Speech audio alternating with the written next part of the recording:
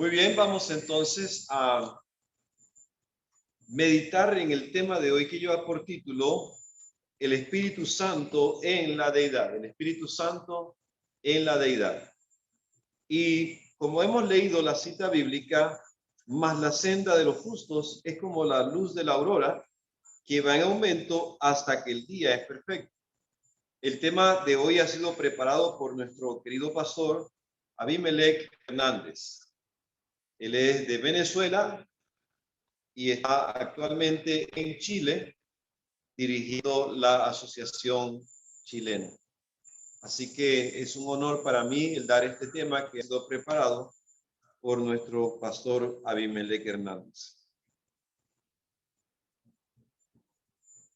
Y dice así: la gracia del Señor Jesucristo, el amor de Dios y la comunión del Espíritu Santo sean con todos nosotros.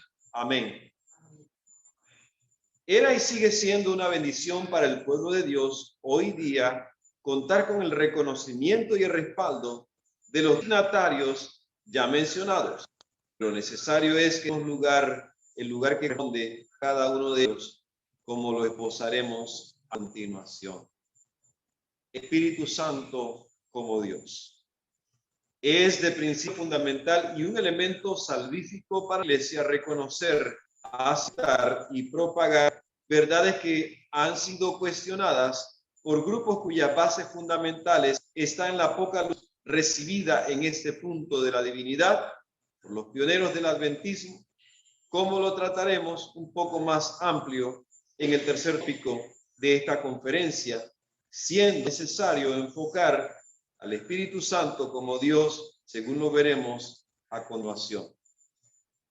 El apóstol Jacobo, líder de la primera conferencia general, según Hechos 15, dijo lo siguiente: porque ha parecido bien al Espíritu Santo y a nosotros no imponeros ninguna carga más estas cosas necesarias, que os abstengáis de los sacrificados a los ídolos, de sangre, de ahogado y de fornicación, de las cuales cosas si guardareis, bien hacéis, pasadlo bien. Hechos 15 y el versículo 28. El profeta Isaías, escribiendo unos 750 años aproximadamente antes de Cristo, afirmó lo siguiente: después oí la voz del Señor que decía, ¿a quién enviaré? ¿Y quién irá por vosotros, por nosotros? Entonces respondí yo, heme aquí, envíame a mí. Y dijo, anda y di a este pueblo, oíd bien y no entendáis, ved, por cierto, mas no comprendáis. Engruesa el corazón de este pueblo y agrava sus oídos y ciega sus ojos para que no vea con sus ojos, ni oiga con sus oídos, ni su corazón entienda, ni se convierta y haya para él sanidad. Isaías 6, del 8 al 10. Y como no estuviesen de acuerdo entre sí, al retirarse, le dijo Pablo esta palabra: bien habló el Espíritu Santo por medio del profeta Isaías a nuestros padres, diciendo, ve a este pueblo y diles, de oído oiréis y no entenderéis, y viendo veréis y no percibiréis, porque el corazón de este pueblo se ha engrosado y con los oídos oyeron pesadamente y sus ojos se han cerrado, para que no vean con los ojos y oigan con los oídos y entiendan de corazón y se conviertan y yo los sane. Hechos 28 del 25 al 27. Formando líderes en el Nuevo Testamento. Ahora, algo interesante de esta cita: ¿por qué Dios habla de esta manera? Porque el pueblo no recibía el amor de Dios en su corazón. Porque el pueblo de Dios en los días del profeta Isaías no amaban a Dios. Y la palabra del Señor también dice en otra cita, este pueblo de labios me honra, pero su corazón está lejos de mí.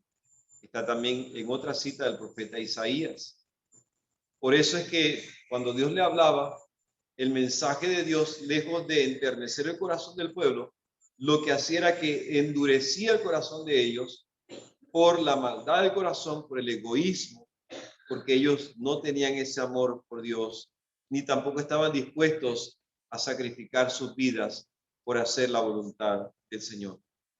Formando líderes en el Nuevo Testamento. Por tanto, os hago saber que nadie que hable por el Espíritu de Dios, Espíritu Santo, ser individual del Padre y el Hijo, llama anatema a Jesús, y nadie puede llamar a Jesús Señor, sino por el Espíritu Santo.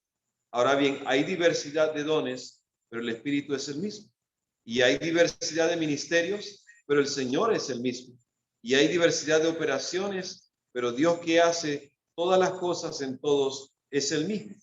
Pero a cada uno les da la manifestación del Espíritu para provecho, porque a este es dada por el Espíritu palabra de sabiduría, a otro palabra de ciencia según el mismo Espíritu, a otro fe por el mismo Espíritu, a otro dones de sanidades por el mismo Espíritu, a otro el hacer milagros, a otro profecía, a otro discernimiento de espíritus, a otros diversos géneros de lengua y a otro interpretación de lenguas. Pero todas estas cosas las hace uno y el mismo Espíritu, repartiendo a cada uno en particular como Él quiere. Es el Espíritu Santo el que capacita, el que da esos dones maravillosos.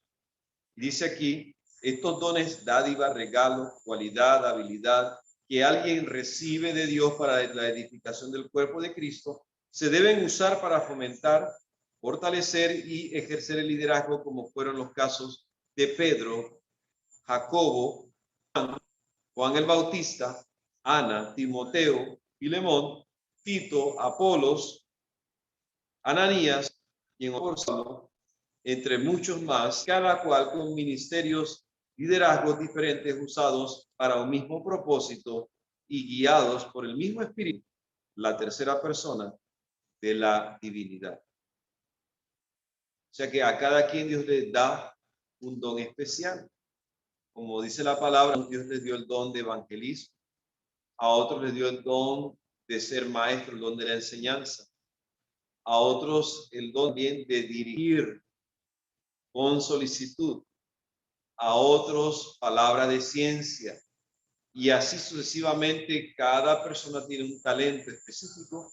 Hay unos que tienen más talentos que otros, pero es el Espíritu Santo quien ha repartido esos talentos conforme a su divina y santa voluntad. El desarrollo histórico de la historia del Espíritu Santo, en la Iglesia Adventista. No hay dudas de que la Iglesia Adventista fue guiada por Dios para proclamar la verdad presente. El mensaje de los tres ángeles, que es el mensaje que nosotros predicamos. Pero ese nuevo descubrimiento de las verdades eternas no fue instantáneo. Le llevó décadas a nuestra iglesia establecer su andamiaje doctrinal. Querido lector, es de suma importancia esta consideración. La principal preocupación de nuestros pioneros, luego del gran chasco de 1844, fue establecer la causa por la que Jesús no había regresado como se creía en esa fecha.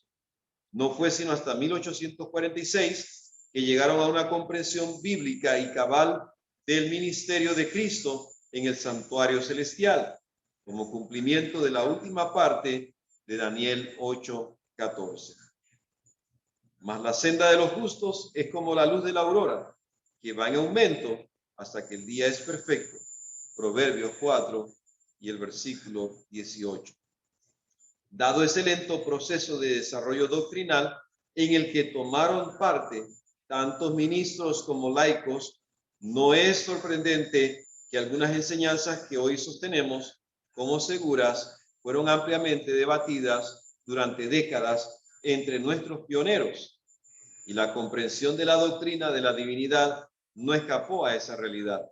Es más, atravesó por un largo camino de escrutinio, rechazo inicial, debates acalorados y aceptación posterior.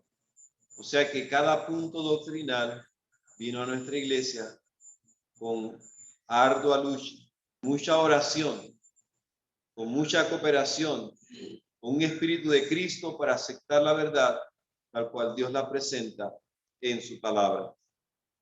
Redescubrimiento de la doctrina de la divinidad. El movimiento milerita se nutrió de una gran afluencia de cristianos de distintas denominaciones que tenían poco en común en términos teológicos.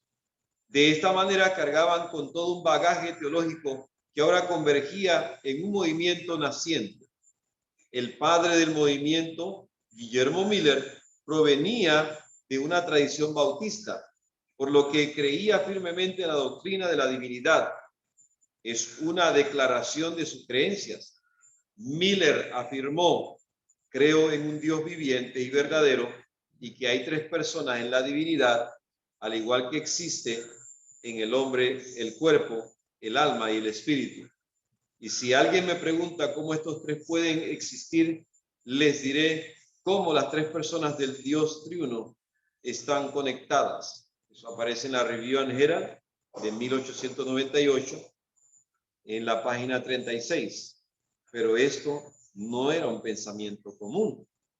Solamente alrededor de 1876, los adventistas empezaron a referirse a las tres personas de la divinidad como actores en la resurrección de Cristo. Algunos pueden sorprenderse al encontrar que en algunas instancias la resurrección es atribuida a Cristo mismo. Mencionar que Él, su mismo poder, lo resucitó. En algunos lugares, el poder es atribuido a Dios el Padre. Pero nuevamente leemos que Cristo fue resucitado por el Espíritu Santo. Todas estas menciones son verdaderas. Eso aparece aquí en The Advent Review and Sabbath Herald, 6 de abril de 1876.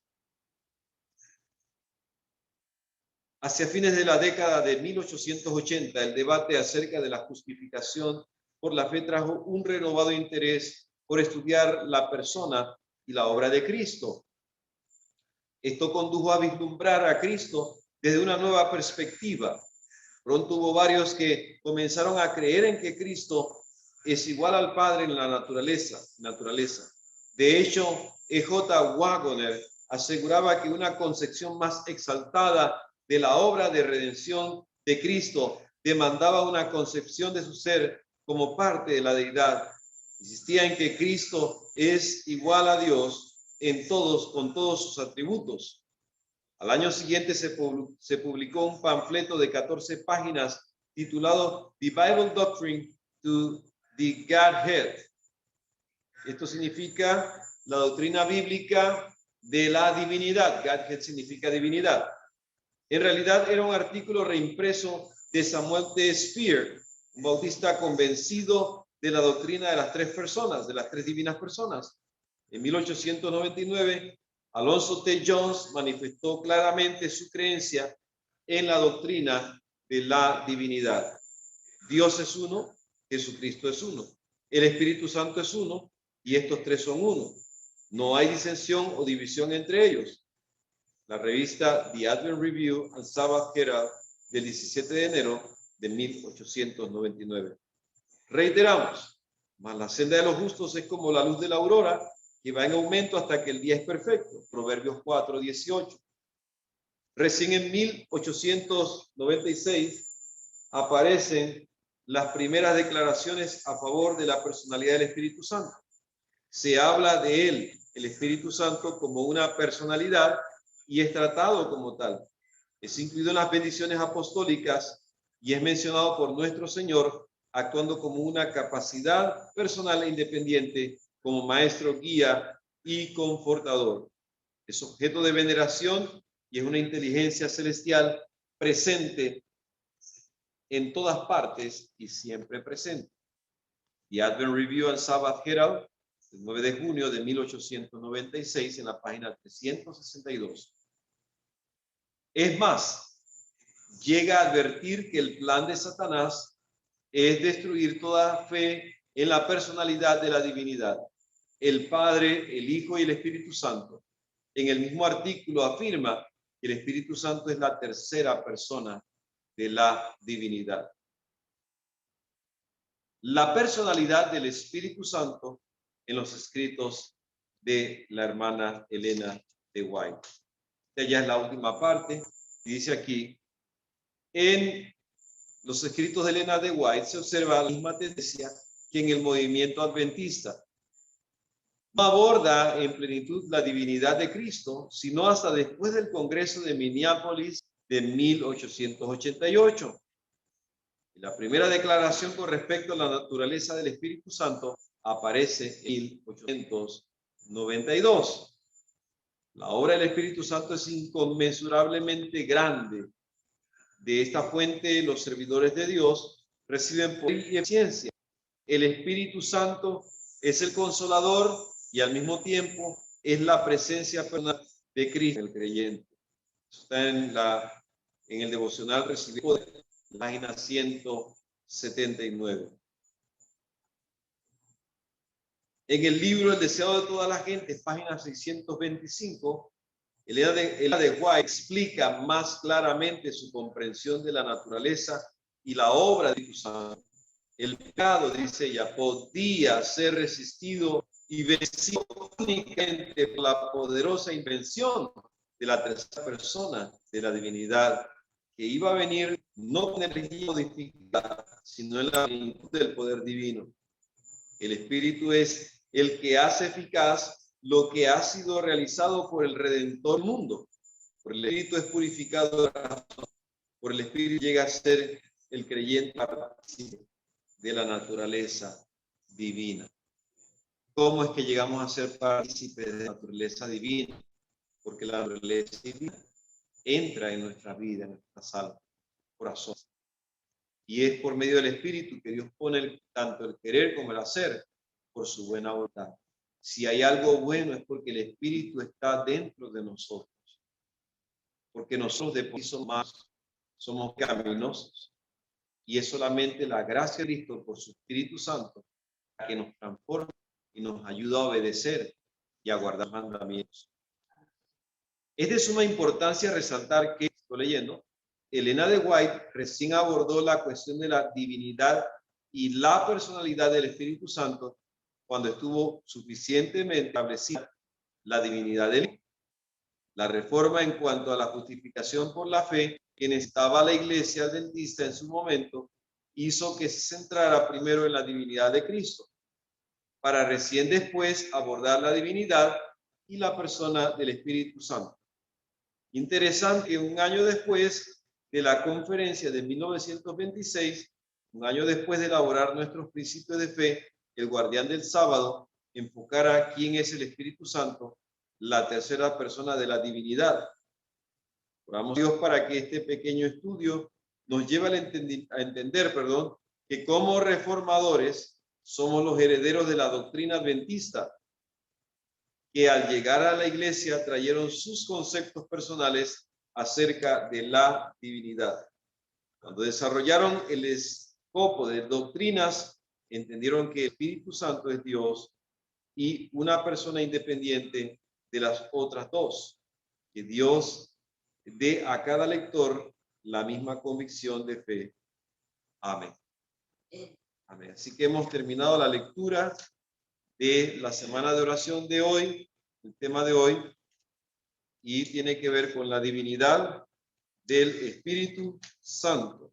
El Espíritu Santo en la deidad como una persona y como la tercera persona divina de la deidad y como el consolador, que es demasiado importante porque con tanto sufrimiento en este mundo, nosotros necesitamos un consolador. ¿Cuántos en esta noche realmente queremos que el Espíritu Santo nos consuele? ¿Cuántos queremos tener esa naturaleza divina dentro de nosotros? Por eso es que dice la Biblia, si Dios con nosotros, ¿quién contra nosotros?